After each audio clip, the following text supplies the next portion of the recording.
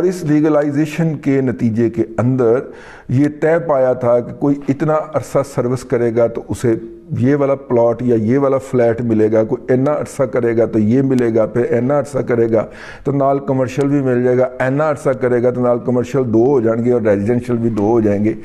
یہ رشوت کو یا لوٹ مار کو انسٹیٹیوشنلائز اور لیگلائز کرنے کا صحرا جناب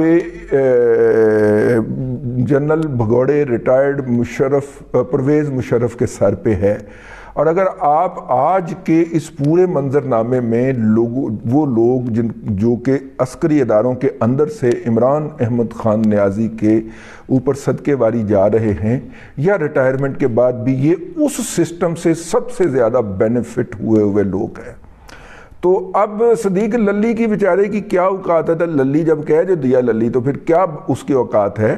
لیکن اس کا ہینڈلر جو ہے وہ اپنا آخری داؤ اور اپنے آخری وار کھیل رہا ہے، اور جس طرح سوشل میڈیا کے اوپر دھمکیاں دی جا رہی ہیں ایک دوسرے گروپ کو جو کہ ان کے باس یعنی کہ لالہ صحرائی کے کہنے سننے میں نہیں ہے، تو میں تو اس بات پہ پریشان ہوتا ہوں کہ جس دن لالہ صحرائی نے، چلو ہم یہ نہیں کہتے گرفتار ہونا ہے، ہم یہ کہتے ہیں ریٹائر ہونا ہے، اس دن ان بیچارے یتیموں کا کیا ہونا ہے اور ان کا ہم نے ایز اے قوم کیا کرنا ہے۔ لیکن یہ بہت ہی فلیکسیبل لوگ ہیں، میں بغیرت نہیں کہہ رہا، میں فلیکسیبل کہہ رہا ہوں، بہت ہی فلیکسیبل لوگ ہیں۔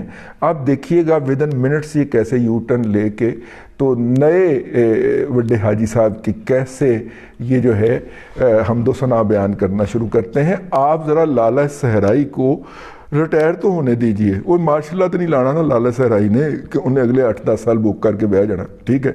تو یہ تھی ایک داستان جو مجھے وہ کلپ بھجوایا گیا اور کہا گیا کہ اس کے اوپر اپنی رائے دے تو پائن میری اے رائے جے، ٹھیک ہے۔